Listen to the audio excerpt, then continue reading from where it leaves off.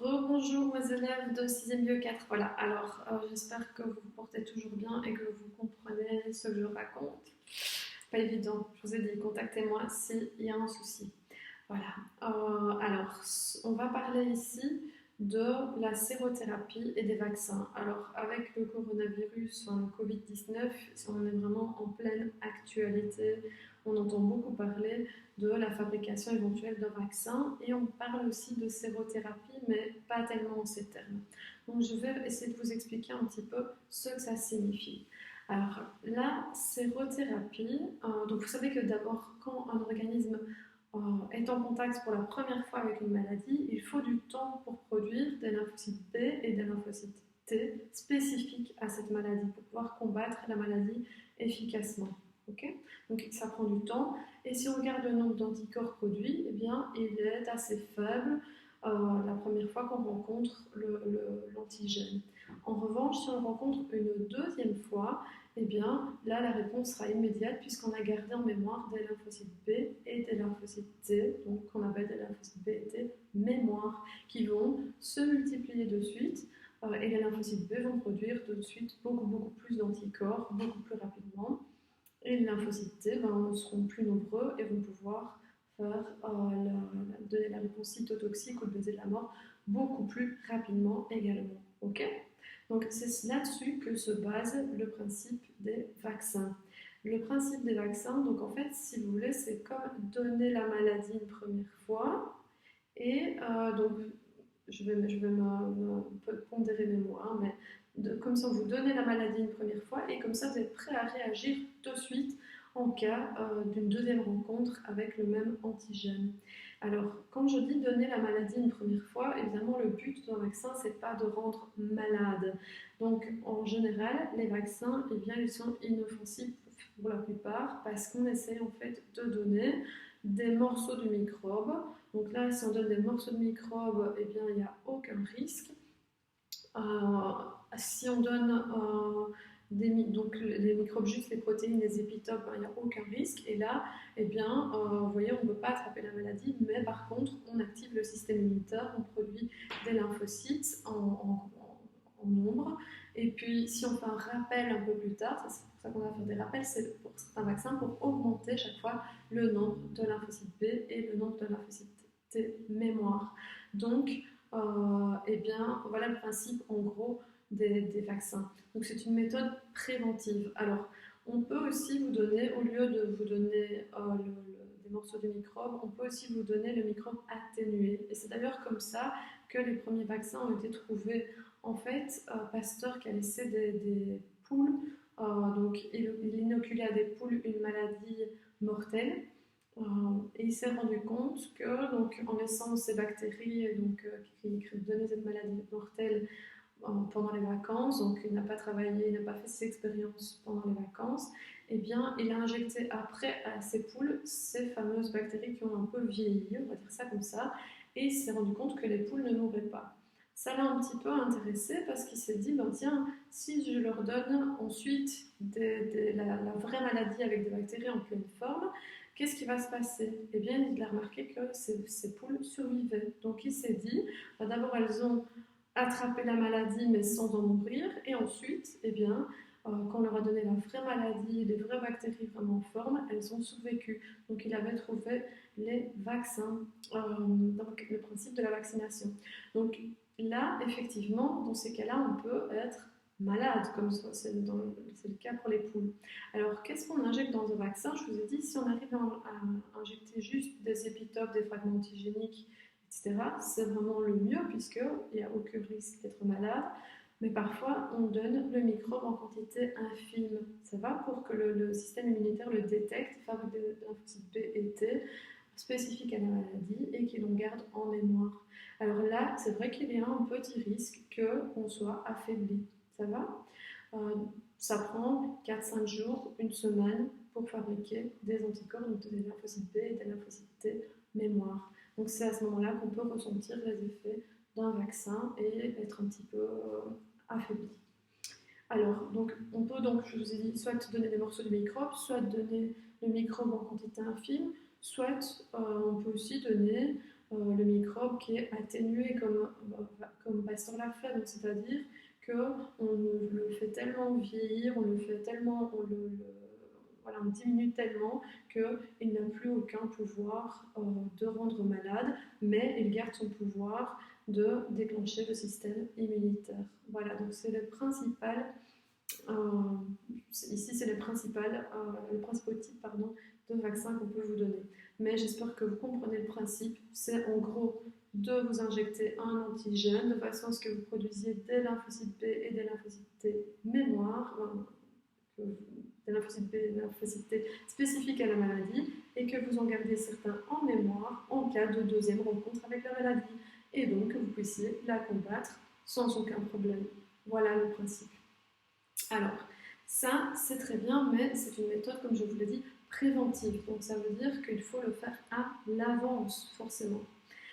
Donc, quand on parle avec le coronavirus de vaccin, vous voyez qu'on dit il faudra du temps pour faire des recherches, et puis une fois qu'on le trouvera, je l'espère, on pourra peut-être vacciner si ce n'est pas un microbe qui mute trop, donc qui change trop à sa surface, comme c'est le cas pour le virus du sida dont nous parlerons une prochaine fois. Alors, d'autre part, il y a une autre méthode qui est aussi utilisée en médecine, et vous avez peut-être entendu parler de ça, c'est la sérothérapie. Donc, certains individus guéris du Covid-19, je prends cet exemple-là parce qu'il est fort d'actualité, certaines personnes guéries du Covid-19 actuellement, eh bien, donnent leur plasma, c'est-à-dire donc vont donner leur sérum. Donc, on va prendre leur sang, on va donc centrifuger, on ne va pas s'occuper des cellules sanguines, mais on va s'occuper du sérum, du plasma, donc qui contient des anticorps, d'accord? Et on va purifier tout ça pour ne donner que les anticorps, pour ne garder que les anticorps. Et on va, donc une fois qu'on a cette solution d'anticorps d'une personne guérie, on va, si moi par exemple je commence à développer des symptômes, à tousser, etc., on va me donner des anticorps de l'autre personne. Donc, qu'est-ce que ça va faire? Ça va faire ces anticorps qu'elles vont aller sur le virus du Covid-19, former des complexes immuns, et que le Covid-19 que les complexes immuns vont être phagocytés, donc ça va diminuer un petit peu l'effet du Covid-19. Alors, vous comprenez bien que ce n'est pas super, puisque je reçois une fois des anticorps, voilà, donc mais en fait, c'est en attendant que moi-même je fabrique mes propres anticorps, d'accord? Donc en attendant que moi-même je fabrique des lymphocytes B et T spécifiques à la maladie. Voilà. Donc c'est ça le principe de la sérothérapie. C'est de prélever des anticorps à un individu qui a guéri d'une maladie et de les donner à une personne qui a peut-être une maladie. On fait ça aussi, par exemple, quand quelqu'un se fait mordre par un renard, eh bien, on lui donne des anticorps contre la rage en attendant donc que cette personne fabrique des anticorps contre la rage au cas où le renard aurait été infecté. Ça va? Voilà, donc c'est ça le principe de la sérothérapie. Donc c'est pas une méthode certaine, c'est pas une méthode qu'on prend à l'avance, donc c'est pas du tout comme les vaccins. Ça va, c'est une fois qu'on pense que la maladie peut se déclarer ou est effectivement déclarée. Ok? Donc c'est une méthode, on peut dire, d'urgence. Voilà. Alors je vais reprendre le cours avec vous, parce que le Covid-19 n'était pas prévu au programme. Voilà. Faut un petit peu de temps pour que ça s'allume. Mais donc vous allez voir derrière moi une expérience de sérothérapie qui a été faite avec des chevaux, donc, auxquels on a inoculé une maladie qui est la diphtérie. Et alors, si je ne me trompe pas, je crois que c'est la diphtérie, si j'ai toujours ça en tête, bref. Et alors, donc, quoi qu'il en soit, les chevaux ont produit des anticorps dirigés, voilà, je me bouge, les chevaux ont produit des anticorps, donc on leur injecte la maladie, d'accord? Pas en trop grosse dose pour ne pas les tuer, et on va prélever leur sang.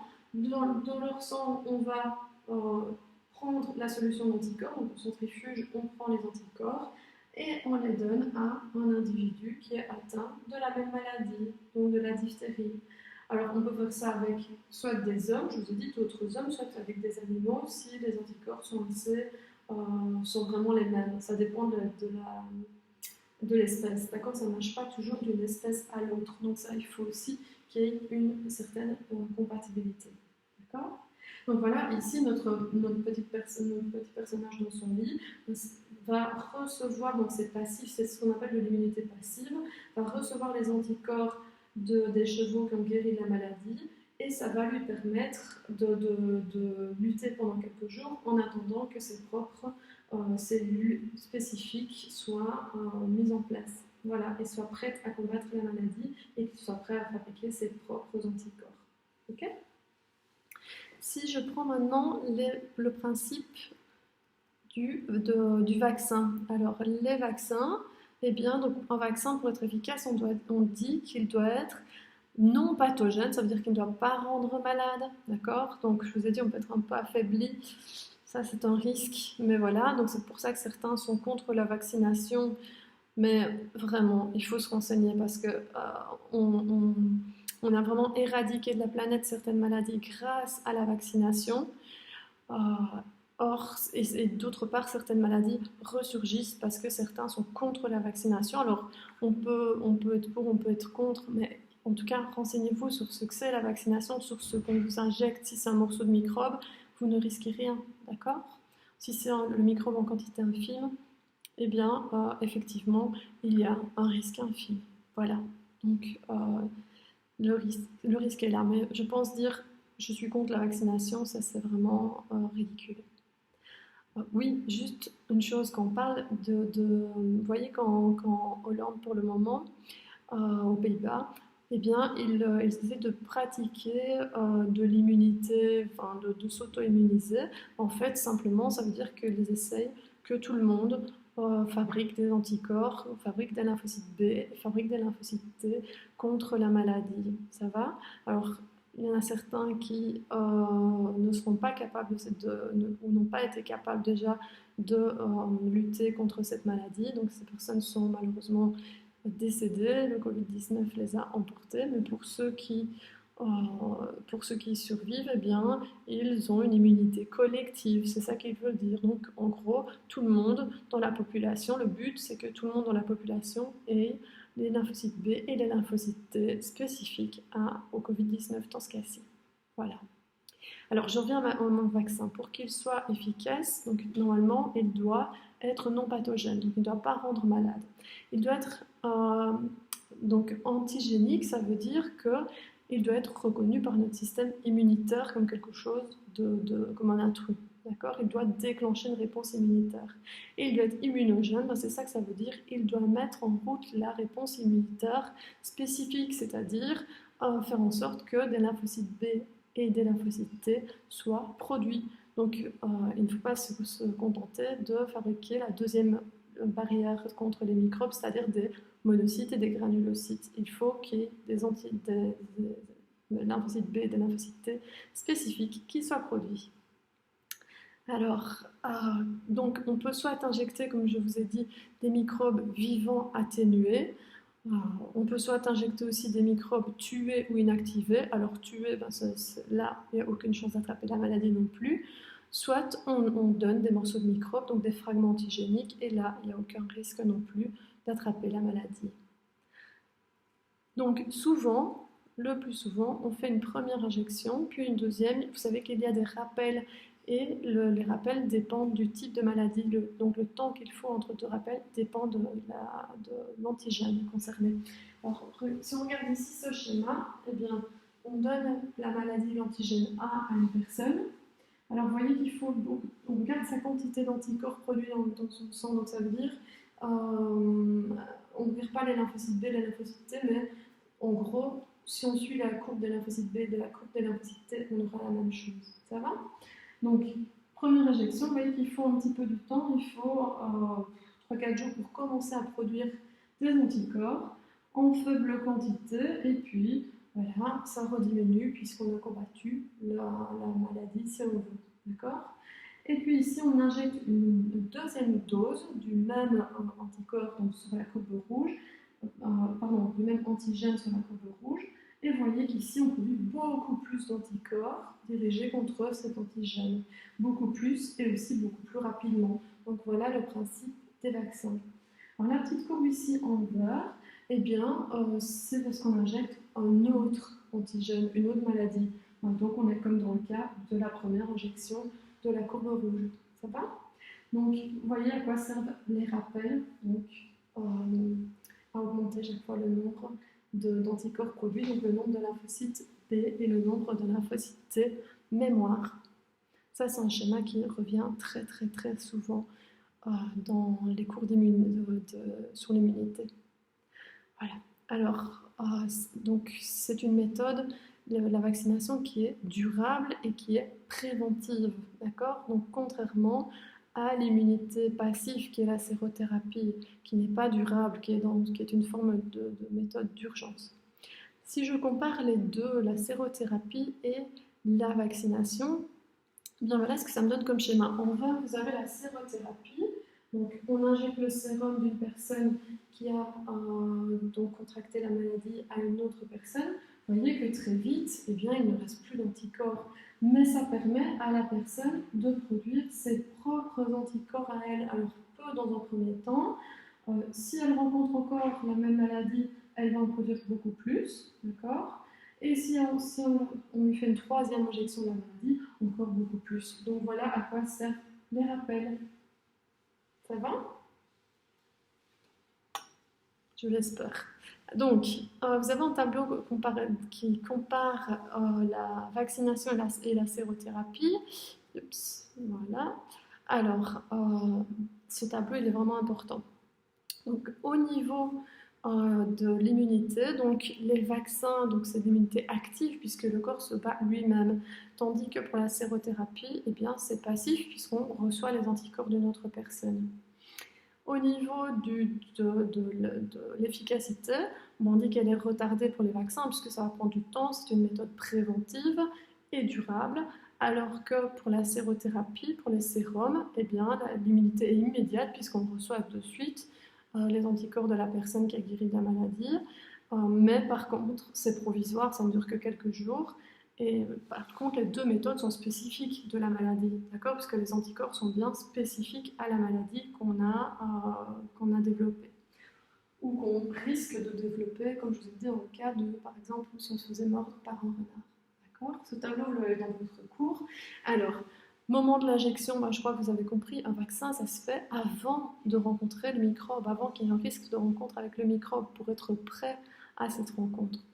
Tandis que la sérothérapie, eh bien, on injecte du sérum si on pense que la personne est malade, d'accord? Donc ici, on dit pendant la maladie, donc pendant en tout cas la suspicion de la maladie. Et alors le type de traitement, la vaccination, je vous l'ai dit plusieurs fois, c'est préventif, tandis que la sérothérapie, c'est curatif, ça veut dire que ça a pour but de soigner, de guérir. Voilà, je crois que je vous ai tout dit pour aujourd'hui. Je vous remercie de votre attention. Ne sortez pas. Je vous embrasse très fort et de loin. Prenez soin de vous et des autres.